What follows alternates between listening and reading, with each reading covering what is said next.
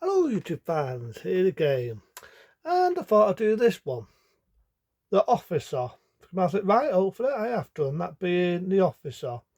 In 1973, Sean Connery decided to do The Officer. Now we all know in 1971 he made a contact to appear and make a comeback as Bond, James Bond. Did I do a job there of Connery's Bond? And he had to do contact, meaning he could do that, and then after the Bond movie Diamonds Are Forever, his next Bond film would be Live and Let Die. He'd also had a 2 movie deal and he'd get paid a lot of money, which the money it does went to his charity. Connery decided in 1973 he wasn't going to come back as Live and Let Die, so the role instead went to Roger Moore, as a lot of other artists and other actors, and the rest is history. Which I'm kind of happy in one way. I like Sean Connery as James Bond, but I do feel Live and Let Die, Roger Moore made it his own.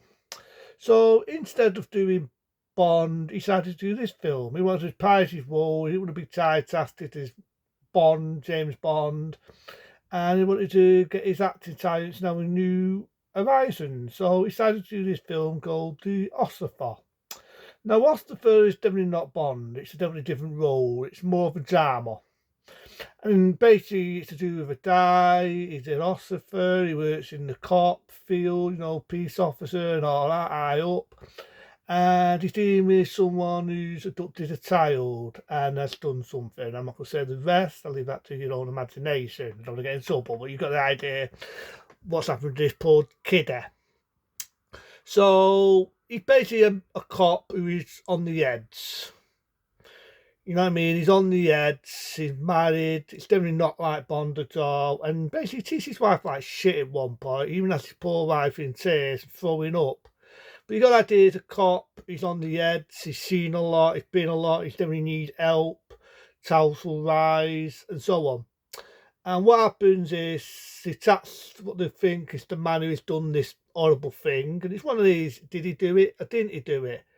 Because all through the film, you're thinking, this is man innocent. Did he do it? Is he, you know what I mean?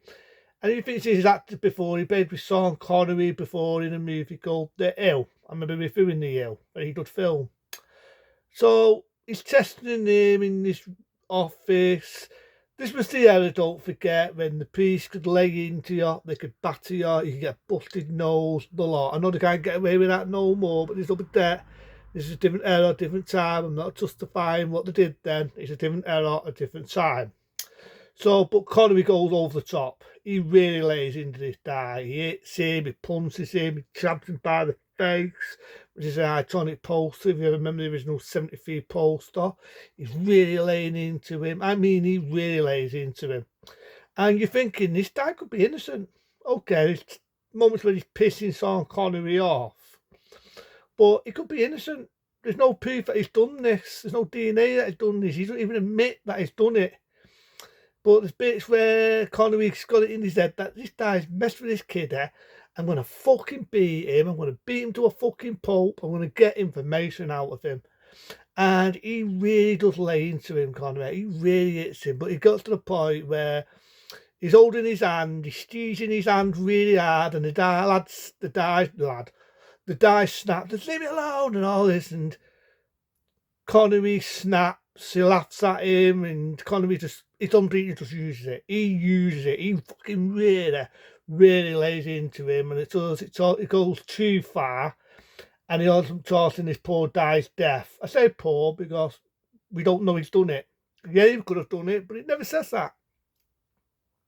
Never says that he's done these things, so he could have been innocent after all this. He could have got an innocent die, but he beats him to death, putting it nicely.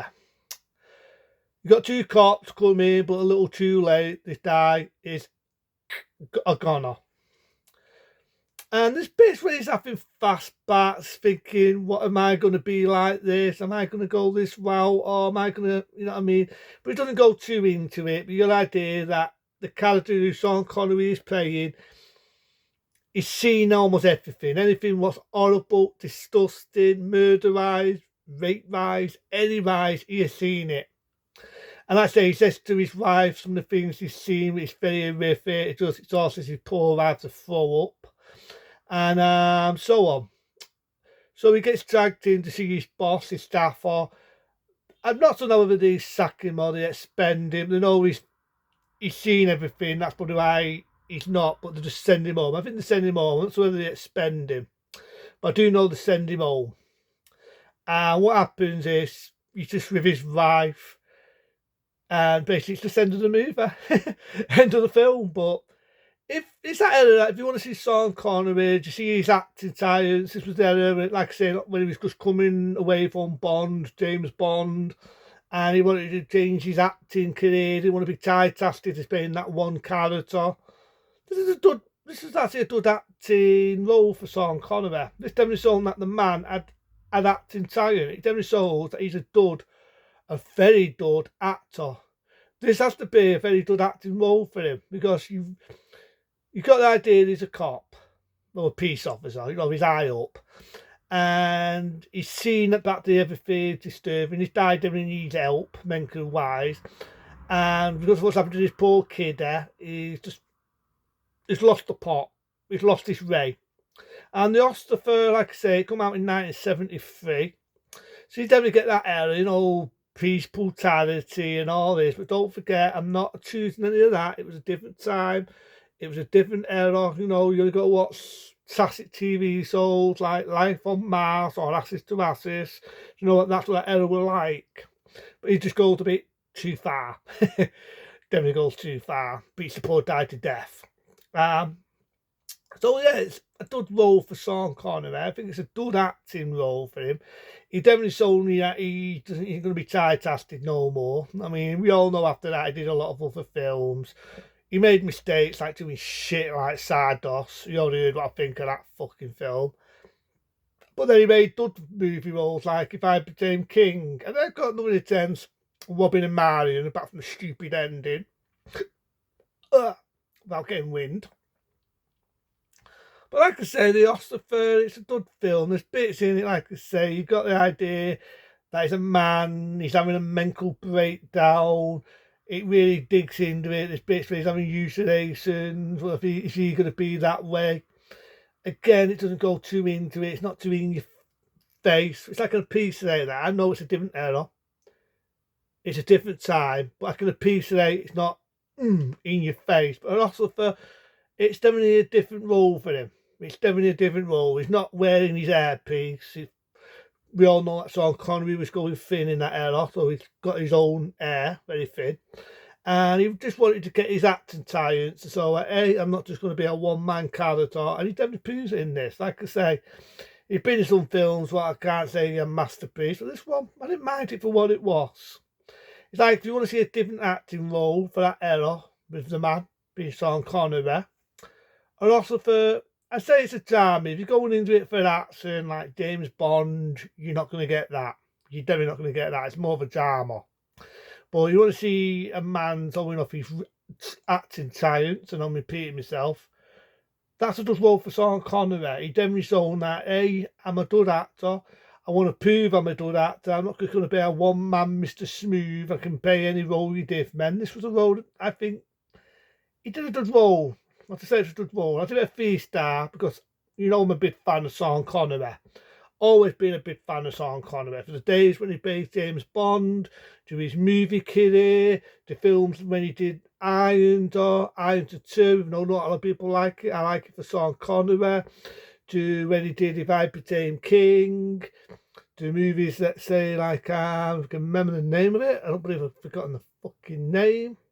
It'll come to me. Let me just think. Name of the Rose. That's the name I'm starting to think of. Name of the Rose. My favourite role being Indiana Jones and The Last Crusade.